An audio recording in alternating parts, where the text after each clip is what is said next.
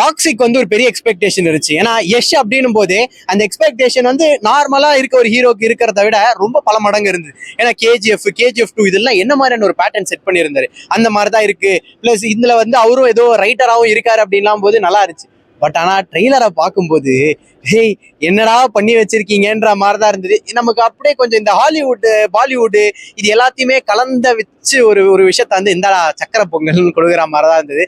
புலி நம்ம இந்த ட்ரெய்லர்ல பார்த்த மாதிரிலாம் படம் இருக்கக்கூடாதுன்னு நம்புறேன். ஏன்னா நம்ம எக்ஸ்பெக்டேஷன் அதிகமா வச்சுட்டு இங்க வந்து பார்த்தா நம்ம பார்த்த பேட்டர்ன்லயே ரொம்ப கிரிஞ்சாவும் அந்த மாதிரிலாம் கொண்டு வந்துட்டாங்கன்னா இதுவா இருக்காது. இன்னொன்னு வந்து யஷ் வந்து கர்நாடகால ஒரு பெரிய ஆக்டர், ஒரு பெரிய ஸ்டார், பெரிய ஆக்டர்னு சொல்லலாம். அவர் வந்து இந்த நியூட் சீன் பண்றதெல்லாம் வந்து அவரே அந்த அவாய்ட் பண்ணியிருக்கணும். எனக்கு அந்த படத்தை அந்த ட்ரெய்லர்ல பார்க்கும்போது என்னடா இது அப்படின்ற மாதிரி தான் இருந்தது. அந்த படத்துக்கு தேவை படம் அந்த மாதிரியான படம் இப்படிலாம் என்ன வேணாலும் சொல்லலாம். பட் இங்க நம்ம எப்படி விஜய் சார் ஒரு பெரிய ஸ்டாரா பாக்குறோமோ அங்க கர்நாடகால அப்படிதான் பாக்குறாங்க. அண்ட் இந்த படம் ஒரு பேன் இந்தியா பிலிமா வருது அப்படின்னா அப்ப நீங்க வந்து அதுக்கான ஒரு விஷயமா தானே இதை வச்சிருக்கணும்.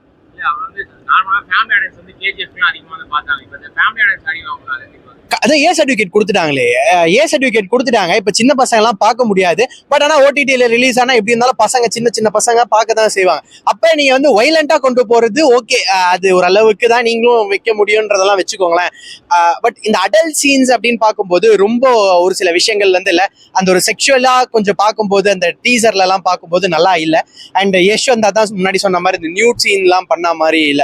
அண்ட் இந்த ட்ரெய்லர்ல பார்க்கும்போதே நிறைய விஷயங்கள் கொஞ்சம் லைட்டா கிரிஞ்சா ஃபீல் ஆன மாதிரி இருந்தது. ஏன் நான் இந்த எக்ஸ்பெக்டேஷன் பண்ணதும் சரி, நான் யோசிச்சதும் சரி, ஓகே இப்படி எப்படி இருக்கும் அப்படிலாம் யோசிச்சுட்டு திடீர்னு இப்படி எடுத்துட்டு பார்க்கும்போது ஐயோ படம் அடி வாங்காம இருந்தா சரின்ற மாதிரி தான் தோணுச்சு.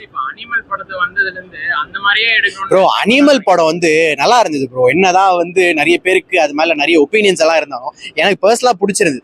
நீங்க வைலண்ட்டை காமிக்கிறதும் சரி, மற்ற விஷயங்களும் சரி, அதுல வந்து ஒரு சின்ன வயசு பையன் அப்பாவோட அன்புக்காக ஏங்குற ஒரு பையன், அவன் வந்து அப்பாக்காக எவ்வளவு விஷயங்கள் வேணாலும் பண்ணுவான், எவ்வளவு வைலண்டா வேணாலும் மாத்துவான், ஃபேமிலிக்காக என்ன வேணாலும் பண்ணுவான்ற கான்செப்ட்ல அங்க நல்லா இருந்துச்சு. இப்ப இந்த படத்துல எதுக்கு இவ்வளவு ஹீரோயின்ஸ்? நீங்க நிறைய ஹீரோயின்ஸை கொண்டு வந்து ஹீரோயின்ஸை வச்சு ஹீரோயின்ஸ்க்காக படம் ஓடணும் அப்படின்ற கான்செப்ட்ல கொண்டு வந்தீங்களா அப்படின்றது தெரியல. எனக்கு என்னன்னா இந்த படத்தை வந்து ஒரு ஃபீமேல் டைரக்டர் வந்து டைரக்ட் பண்றாங்க. ஸோ ஃபீமேல் டைரக்டர் டைரக்ட் பண்ணி இந்த படத்துல ஒரு சில விஷயங்கள் வந்து ரொம்ப ஒரு மாதிரி வல்கரா போயிடக்கூடாது. அப்படி போயிருச்சு அப்படின்னா இதை எப்பெல்லாம் கிரிட்டிசைஸ் பண்ணுவாங்கன்னு சொல்லிட முடியாதுல்ல. ஏன்னா அப்போ இப்போ யாரோ ஒருத்தர் ரிவ்யூ கொடுக்குறாங்க வைங்களா, இது ஒரு ஃபீமேல் டைரக்டர் இது பண்ணிட்டாங்க அப்படின்னு அவங்க ஒரு கேள்வி கேட்பாங்க, அதுக்கு இவங்க ஒரு பதில் சொல்லுவாங்க. ஸோ அது கேள்வி பதில் ஒரு கான்ட்ரவர்சியில தான் போய் முடியும். விமனா அப்படி எடுக்க பாக்குறாங்களா அது எனக்கு தெரியல ப்ரோ. இப்போ சந்தீப் ரெட்டி அவரோட அந்த ஒரு கான்செப்டே இருக்கு பாருங்க. அவர் வந்து அவரோட அந்த இன்டர்வியூஸ் எல்லாம் பாத்தீங்கன்னா அவர் வந்து செம்மையா எக்ஸ்பிளைன் பண்ணுவார். என்னோட லவ் இப்படிதான் இருக்கும், என்னோட லவ் இந்த மாதிரியான ஒரு பேட்டர்ன்ல தான் இருக்கும் அப்படின்னு சொல்றது வந்து நான் எப்படி பாக்குறேன்னா, எல்லாருமே ஒரு பொண்ணை இப்படிதான் பார்த்து இப்படிதான் லவ் பண்ணுவாங்கன்னு கிடையாது. அவரோட ஷார்ட் ஆஃப் வே அந்த பொண்ணை லவ் பண்றது என்னோட லாங்குவேஜ், லவ் லாங்குவேஜ் இதுதான் அப்படின்றத சொல்லிட்டாரு. நான் அதை தான் படமா எடுக்கிறேன்னு சந்தீப் வந்து ஒரு கிளியரான விஷயம்ல அனிமலும் சரி, அந்த அவர் இதுக்கு முன்னாடி பண்ண ப்ரீவியஸ் மூவிஸும் சரி அப்படி எடுத்துட்டாரு. இப்ப இவங்க எடுக்க போறதுல என்ன மெசேஜ் சொல்றாங்க? இப்ப இந்த ஒரு ஃபீமேல் டைரக்டர் எடுக்கிறாங்கன்னா என்ன மெசேஜ் சொல்ல போறாங்க? நீங்க வைலண்டா ஆயிடுங்க சரி, ஒரு சில விஷயம்லாம் நீங்க வந்து இந்த 18+ஆவே கண்டென்ட் டாக்ஸிக்ல எடுக்கிறீங்கன்னு வைப்போம். மெசேஜா எண்ட் ஆஃப் தி டே என்ன சொல்றீங்க அப்படின்றதான் பார்க்கணும். ஏன்னா யஷோட மார்க்கெட் கேஜிஎஃப்ல எப்படி ஏறிச்சு அப்படின்னா, ஒரு விஷயம் நம்ம வந்து அந்த வைலன்ஸ் கொஞ்சம் ரொம்ப அக்ரெசிவ் பேட்டர்ன்ல போச்சு, நல்ல சண்டைலாம் இருந்தது அப்படின்னு சொன்னாலும் அம்மா சென்டிமெண்ட்னாலதான் கேஜிஎஃப் வந்து இன்னுமே நல்லா பூஸ்ட் ஆச்சு. இப்ப இந்த படத்துல நீங்க அம்மா சென்டிமெண்ட் கொண்டு வருவீங்க டெஃபினட்டா. பட் அதே சமயத்துல ஒரு சில வல்கர் சீன்ஸும் இருக்கு அப்படின்ற மாதிரி நம்ம கேள்விப்படுறோம். ட்ரெய்லர்லயும் கொஞ்சம் அங்கங்க அந்த சில பிட்டெல்லாம் பாக்குறோம்.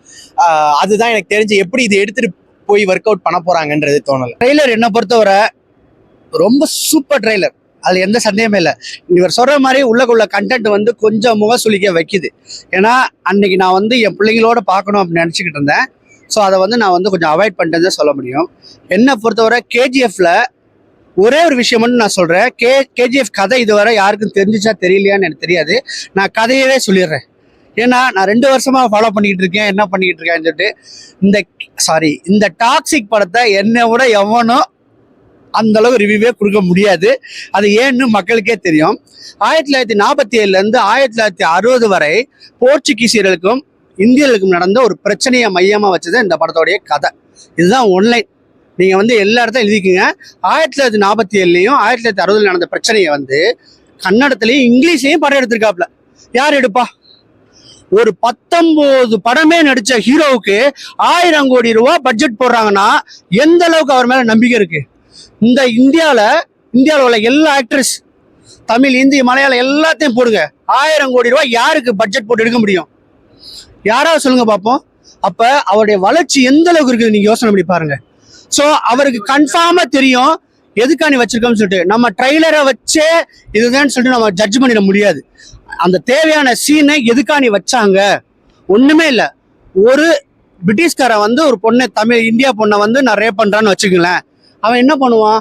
அதை ராவா காமிக்கும் போது சில விஷயங்கள் தேவைப்படலாம், ஆனா வச்சிருக்காரான்னு தெரியல.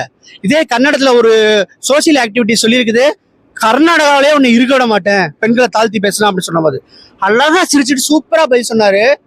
நீங்க மெயின் பிக்சரை பார்த்துட்டு சொல்லுங்க மேடம், நான் கேட்டுக்கிறேன். இங்க இருந்து போகணுமா, போயிடுறேங்கிறப்பல. அப்ப அவ்வளவு கான்பிடென்ட் உள்ள ஒரு ஆளுக்கு ஒரு ட்ரைலரை வச்சு அவரை நம்ம ஜட்ஜ்மெண்ட் பண்ண முடியாது. என்னை பொறுத்தவரை இந்தியாவில வந்து சூப்பர் ஸ்டார் ரஜினிக்கு அடுத்து ஷாருக் கானுக்கு அடுத்து என்னைய பொறுத்த டாப் ஹீரோ யாருன்னு கேட்டீங்கன்னா உங்களுக்கு யஷ் தான். இந்த 3 பேருக்கு தான் இந்திய அளவுல 1000 கோடி ரூபாய் பட்ஜெட் போட்டு எடுக்க முடியும். உலக சினிமால இந்தியாவிலேயே 12,000 ஸ்கிரீன்ல வந்து இந்த படம் ரிலீஸ் ஆகுது. கடைசியா வந்து ஜெயிலர் படம் வந்து 9,000 ஸ்கிரீன்ல ரிலீஸ் பண்ணாங்க. ஜனநாயகன் படம் வந்து 8,000 ஸ்கிரீன்ல ரிலீஸ் பண்ணாங்க. இன்னைக்கு 12,000 ஸ்கிரீன்ல வந்து ரிலீஸ் பண்றாங்க. நீங்க கணக்கு பண்ணுங்க, 12,000 ஸ்கிரீன் இன்ட்டு 4 கிட்டத்தட்ட 48,000 ஷோ வந்து ஒரு நாளைக்கு நடக்குது. ஒரு ஷோக்கு வந்து 200 பேர் ஃபில் பண்ணா அன்னைக்கு ஃபர்ஸ்ட் டேயே 250 கோடி ரூபாய் கலெக்ஷன் ஆகும். இது எல்லாம் நீங்க பாத்தீங்கன்னா இன்னும் ஃபியூ டேஸ் 26 அன்னைக்கு இந்த படத்தோட ரிசல்ட்டை வந்து அப்படியே அக்குவேர் அனைவராக கலைச்சு வைப்பேன்.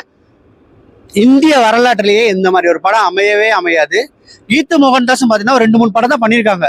அவங்கள நம்பி பண்ணினாரு. படம் ஒரு மாதிரியா பண்ணோன்னு இவரே ரைட்டர் ஆனாரு.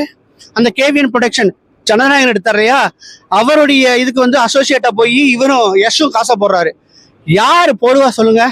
என்னை நம்பி படம் எடுக்கிறேன்னு சொன்னா அழகா 200 கோடி ரூபாய்க்கு அவரை நம்பி காசை போட்டுட்டு 500 கோடி எடுத்துட்டு போயிடலாம். அப்ப இந்த கதைக்கு வந்து அது தேவை.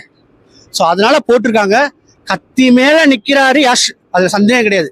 ஆனாலும் கலெக்ஷன் வந்து 1,500 கோடி ரூபா வர போகுங்கிறதுல எந்த சந்தேகமே கிடையாது. ஏன்னா அதுதான் இவரோட பிளான்.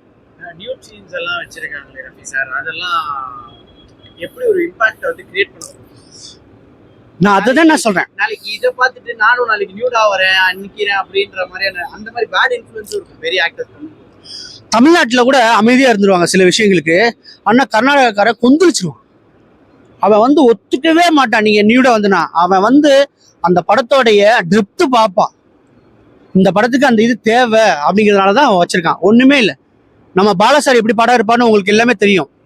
வனங்கான்ல பாத்தீங்கன்னா அந்த பாத்ரூம்ல குளிக்கிற சீன் வந்து நியூடா தான் வச்சிருப்பாரு. நீ எப்படி நியூடா வைக்கலாம்? சும்மா தண்ணி மேல வர்ற மாதிரி இருந்தா பட்டா போதுமே அப்படின்னா, அந்த கதையோடைய முக்கியமான நாட்டே அதுதான். ஒருத்தர் வெறியாரானா, ஒருத்தர் நியூடா ஒரு பொண்ணு கண்ணு தெரியாத அப்பாவி பொண்ணு குளிக்கும் போது ஒருத்தர் பாக்குறாங்க போது அந்த இடத்துல இம்பாக்ட் கிரியேட் ஆகுது. அங்கதே வந்து படம் வந்து டெப்த் ஆகுது. அதுவரை நார்மலா போயிட்டு இருந்த படம். ஸோ அது வந்து படத்துக்கு தேவையான சீன். பாலாசாரே இவ்வளவு யோசிக்கும் போது கண்டிப்பா யஷ் வந்து கண்டிப்பா யோசிப்பாரு, கண்டிப்பா செஞ்சிருப்பாரு. அதுதான்.